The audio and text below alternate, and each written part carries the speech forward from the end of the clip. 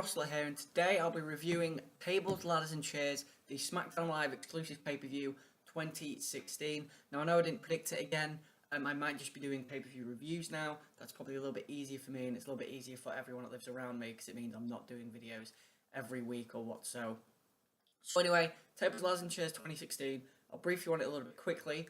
I was looking forward to the show quite a lot. I was really looking forward to the main event, the Ambrose Styles TLC match. The ladder match between Miz and Ziggler I thought could probably be the match of the show. The tables match between Becky and Alexa I thought could be really good.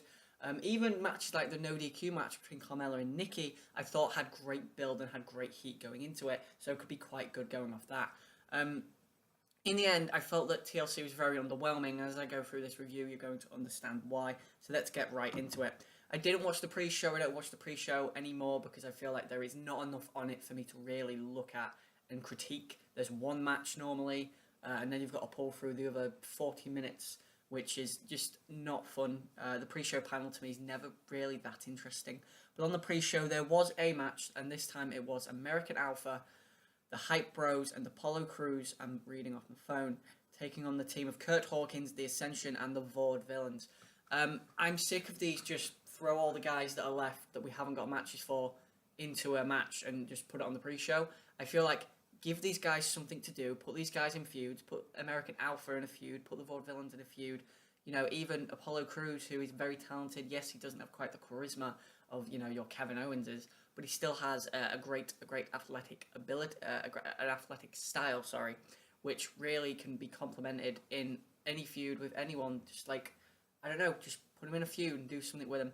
In the end, obviously I can't critique the match because I didn't watch it, but in the end the faces, the team of the Hype Bros, American Alpha and Apollo Crews won. I believe the pinfall was Chad Gable after Grand Amplitude, so it's nice to see the American Alpha keep getting the pinfalls. They've only lost once, obviously, which was to the Wyatt family, so good stuff there. The main show kicked off with the SmackDown Live Tag Team titles, Heath Slater and Rhino, Beauty and the Man Beast taking on the Wyatt family, Randy Orton and Bray Wyatt, who would be accompanied by Luke Harper. The new Wyatt family, as I said in my Survivor Series review, I love it. I think it's red hot at the moment. It's working perfectly. It's being booked well. And this match was exactly what you thought it should be. Considering that Heath Slater and Rhino are a very put-together team, this match shouldn't have been long, because Randy Orton and Bray Wyatt have such a star power that they should really obliterate Rhino and Heath Slater. Heath Slater was a jobber a year ago. Randy Orton was a world title contender. Bray Wyatt was feuding with Roman Reigns. These guys are main event caliber guys who shouldn't really have to compete with Heath Slater and Rhino. That said, Heath Slater and Rhino do need to have some credibility and they do need to fight, and they did. You know, they've had a decent tag title reign. Of course, they defended against the Usos, they defended against the Ascension. So, you know, it's not like their reign's been terrible, but I feel like to really legitimize these tag team titles and to take them away from the whole, like, kind of jokey fact that Slater and Rhino won it because it was like a funny storyline, they needed to do the title change here, and they did. Randy Orton and Bray Wyatt are the new SmackDown Live Tag Team Champions.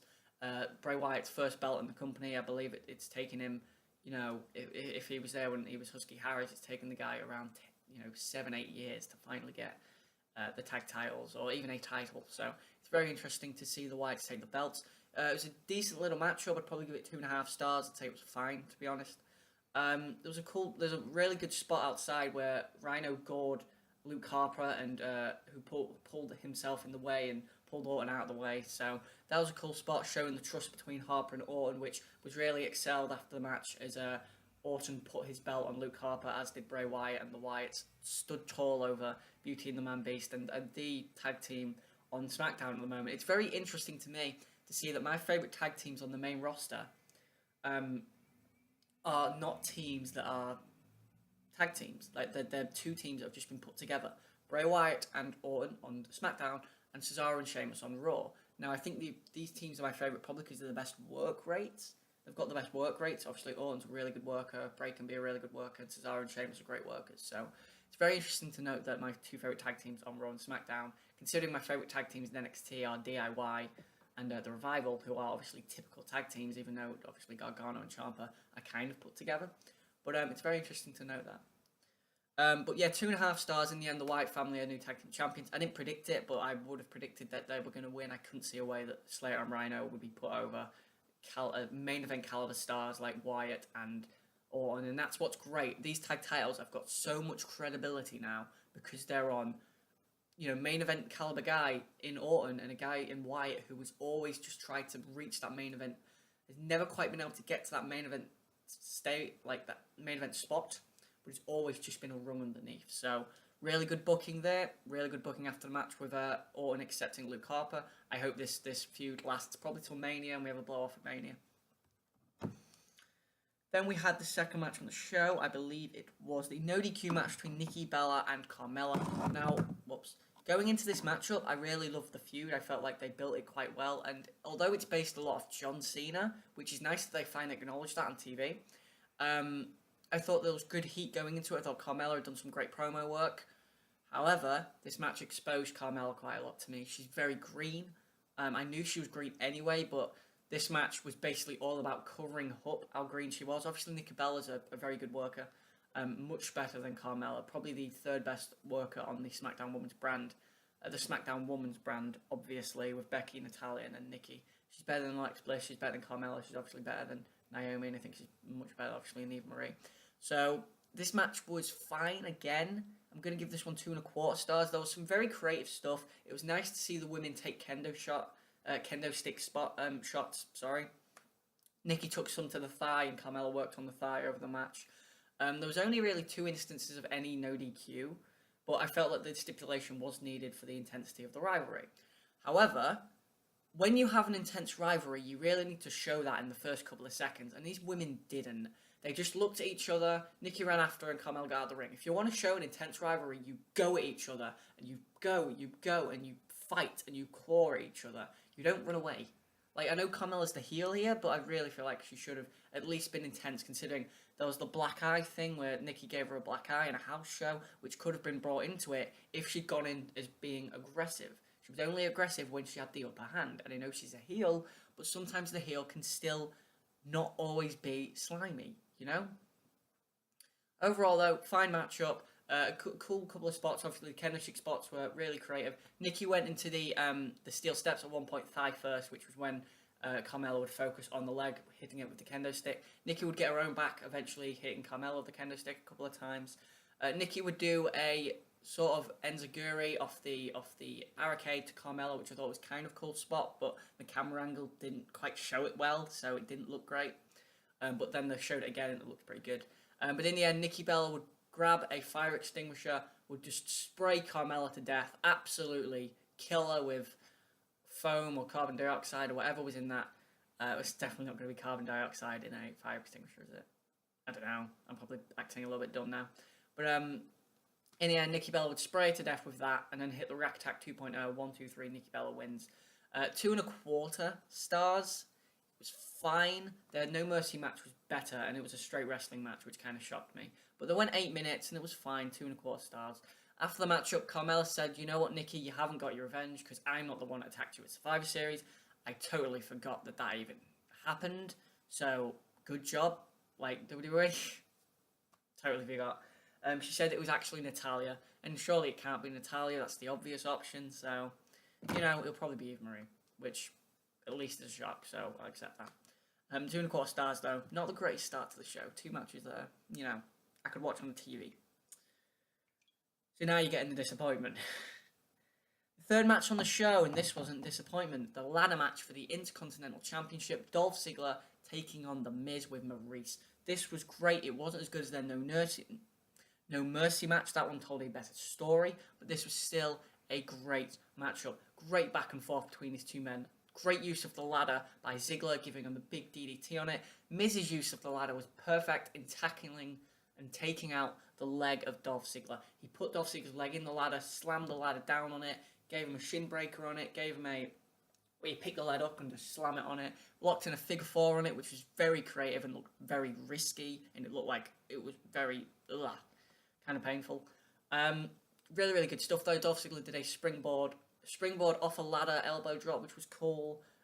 They had a great segment right at the beginning where I talk about intensity and I talk about a rivalry having intensity and aggression. What Carmella and Nikki Bella didn't do, these two men did. So in the first minute, it was boom, Ziggler takes him down, bang, bang, bang, bang, bang, bang, bang, and it was great, and I loved it. There was a great segment in this matchup where they both showed how well they knew each other. Where Ziggler went for a super kick, Miz countered, skull crushing finale, counter, zigzag, counter, counter, and it was great like that, and it had great chain wrestling, but it also had a great story. Not as good as No Mercy match, as I said, but it was still a great matchup. In the end up, both men would end up injuring their legs. Miz would drop from the belt, injuring his knee, and he sold it so well, he was in pain. And when you sell a move and it looks like you're genuinely in pain, that's when you know you've done something right. Both men would get in the ring on their injured legs. Dolph Ziggler would climb up 2 ladders because of his injured leg. Miz would kick him right in the bollocks, and then would kick him a second time, push Ziggler off the ladder, and would retain the Intercontinental Championship. He would cut a promo on Daniel Bryan after it, dedicating the match to him. And that is your Intercontinental title feud between The Miz and Dolph Ziggler. That's the last match they will have for at least one day, I imagine. Great matchup. 4 stars. Well done to both guys. Let me just check the time. Yeah, we're good. We're good. 4 stars. Great matchup, guys. I can't believe I'm only on the 3rd match.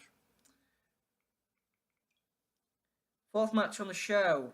Cheers match. Now, I think booking a cheers match after a ladder match is so dumb. Because when you go a ladder, this big ladder, and you can fall off it and stuff, and you go back to cheers, it seems so tame in comparison. So it just doesn't quite work to me. However, these 2 guys had one of the best matches on the show. And I went into this match not caring about this match whatsoever. You know, it was Kalisto and Corbin, the good workers, that could have a fine match. But this was one of the best matches on the show. The spots these guys did were very creative. The suicide dive into the deep 6 on the outside was very good. The seated senton to a standing Baron Corbin through a 6 stood-up chairs was great spot. Really like that. I thought that was going to be the finish. Kalisto used the chair very well in this matchup. Corbin used the chair very well. This is probably the best performance of Kalisto's career. And kudos to the guy. He really put in a hell of a performance tonight. The moonsault double knees onto Corbin was a great move. Really good move. In the end, though, Kalisto went up too many times. Corbin absolutely swatted Kalisto with a chair and then gave him an end of days onto a pile of chairs. 1, 2, 3, Baron Corbin wins. I would have gone with Kalisto to win because now he's just got... I mean, he's got this performance which really makes him quite a star, but he's lost a lot of credibility since the brand split. So I would have really given him the win here. Corbin losing to Kalisto in a chairs match where he can be covered is pretty fine. So a very good matchup. 3.5 stars. Really shocked how good this match was. Kudos to both guys. Probably the best matchup of Baron Corbin's career. Definitely the best matchup of Baron Corbin's career now I think about it. Moving on, we have the... of course, yeah. We have the tables match for the women's title now. Becky is obviously a really great worker. She's the best women's worker on SmackDown Live easily. In the company, Asuka, I'd say is better. Maybe probably Sasha Banks. Maybe Bayley, because she can get that crowd reaction. But there aren't many better women's workers in the company at the moment. I'd say Asuka and Sasha, as I just said. Alexa is a good worker. She's a much better... Her promos are great. Her promos are so much better than her in-ring work. Her in-ring work is good. And I'd say it's just about good. It's just at that point where it's good. It's fine. And these 2 women, they had a match in Glasgow, actually, a couple of weeks ago, which I thought was a good match. I'd probably give it like 3 stars. This match here, because it was a tables match, and because it's hard to work table into a storyline and stuff like that, I found it very boring at times.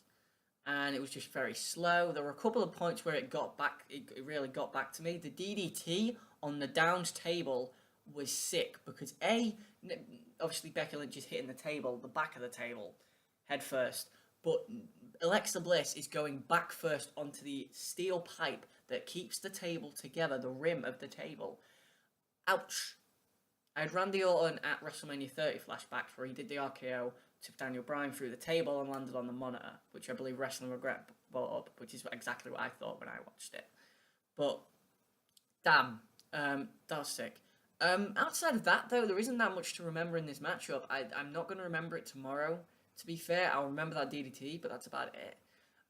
Alexa Bliss hit insult to injury. Becky Lynch did a couple of exploders. There were a couple of table teasers, suplexes through the table, etc., etc. In the end, on the apron, Alexa Bliss caught Becky Lynch, pulled her leg off the apron. Becky Lynch kind of waffled and Becky Lynch was then powerbombed through a table on the outside. Alexa Bliss is the new SmackDown Live Women's Champion. Now, the booking's fine. It's a fine booked finish. I really do like the booking of the finish. But I don't know if swapping the tag belt and the women's belt on the same show was a good idea, considering they were both crowned on the same show back at Backlash. So I would not have swapped the belt here. Decent match. I was bored for a bit of it, so I'll give it 2 3/4 stars. It was a decent matchup. But, you know, I wouldn't have swapped the belt. It's fine. It's fine booking. Like, the finish I thought was booked really well. I thought this show overall, every match was booked pretty well. Like, the finishes were specifically booked really well outside of the main event. But, you know, I don't think they should have swapped the belt. And I'm not, like, the world's biggest Becky Lynch fan. I think she's very, very good. But, you know, I'm not crying that she's lost the belt. But, whatever. Alexa Bliss is you know, very good heel. I don't know if I'd have her anchored in the women's division yet. And she's 25. She doesn't need the belt yet. She could get it a couple of years down the line. But, whatever. 2 3/4 stars, decent matchup. And then we move on to the main event, AJ Styles and Dean Ambrose, TLC match.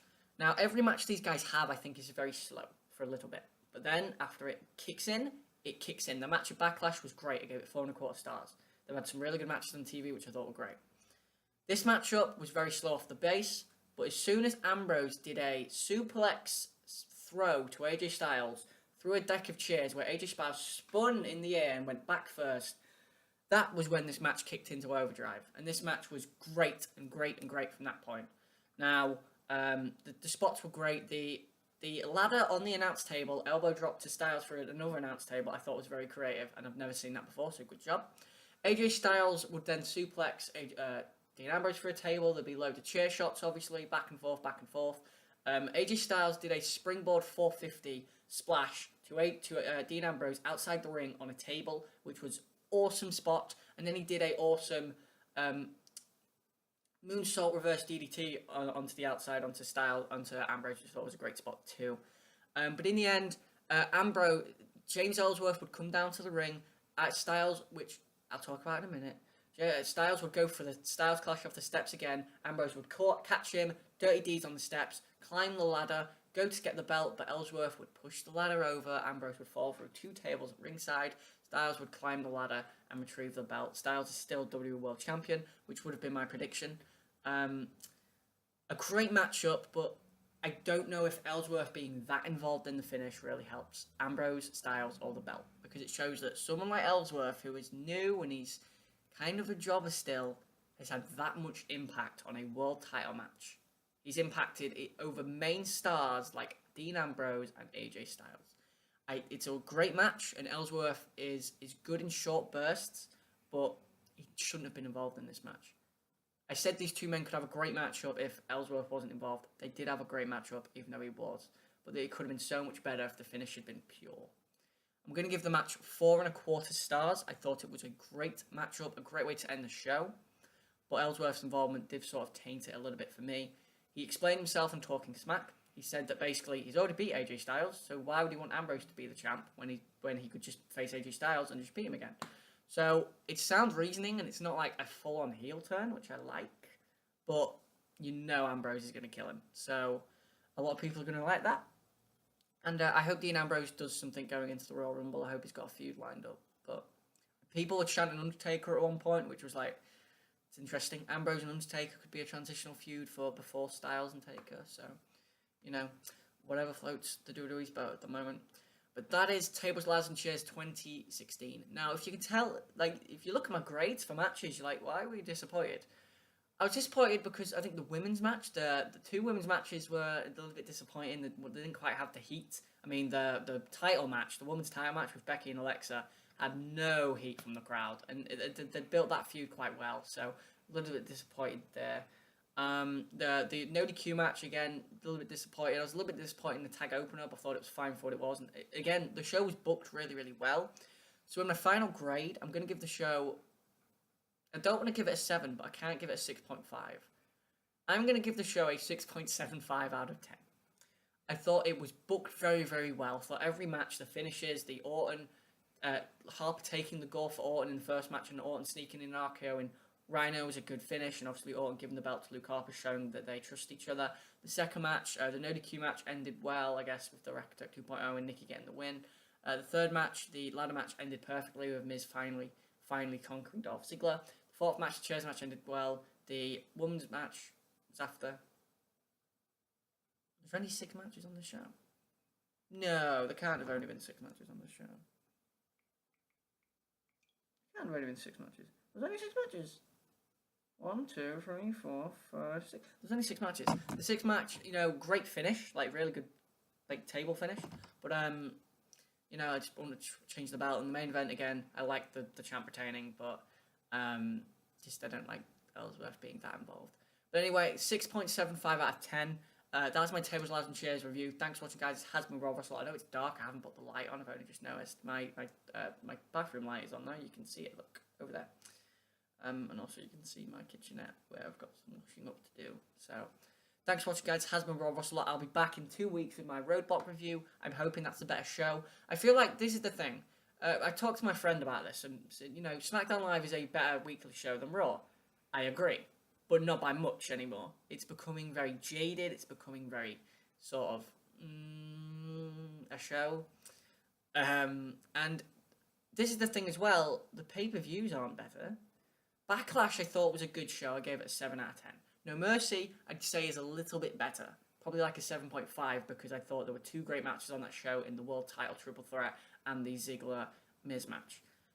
This show here was the weakest brand exclusive show since the brand split. I thought Clash of Champions might not have been spectacular, was a better show all round, and probably give it like a 7 out of 10. Hell in a Cell, probably a 7 out of 10 as well. I only thought there was one great match on that show in the Rollins-Owens cell. And then, you know, obviously Survivor Series, which proves to me that we probably shouldn't have had a brand split in the first place when they all came together. Survivor Series was a great show. So, that's all I've got to say on the matter.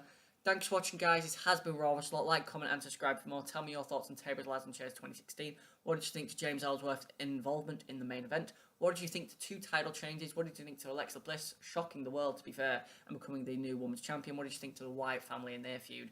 And what did you think to the quite surprisingly good Chairs match between Baron Corbin and Kalisto? Thanks for watching, guys. This has been Revolver Wrestler.